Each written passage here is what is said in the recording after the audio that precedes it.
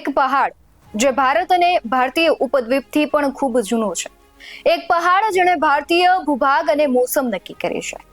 એક પહાડ જેણે ગંગા યમુનાના મેદાનોને રેગિસ્તાન થતા બચાવ્યા છે, પણ એક સમય એવો આવ્યો કે હવે તે પોતાના અસ્તિત્વ બચાવવા માટે સંઘર્ષ કરી રહ્યો છે. વાત છે અરવલ્લી પહાડની શૃંખલાની, જે પોતાના અસ્તિત્વ માટેની લડાઈ લડવા મજબૂર બન્યું છે. જે પહાડોએ યુગોથી ગુજરાત અને રાજસ્થાનની રક્ષા કરી, જેણે રણને આગળ વધતા અટકાવ્યું અને જે આપણી સંસ્કૃતિના સાક્ષી રહ્યા, આજે એ જ અરવલ્લીના પહાડો જોખમમાં મુકાયા છે. અરવલ્લી માત્ર પથ્થરોનો ઢગલો નથી, એ તો કુદરતનું વરદાન છે. પણ અફસોસ, આજે વરદાન પર ખાણિયા માફિયાઓની નજર પડી છે અને કાયદાના કાગળો પર તેની વ્યાખ્યા બદલી નાખવામાં આવી છે. જો પહાડ 100 મીટરથી નીચો હોય તો તે અરવલ્લી નથી, આ સવાલ થઈ રહ્યો છે.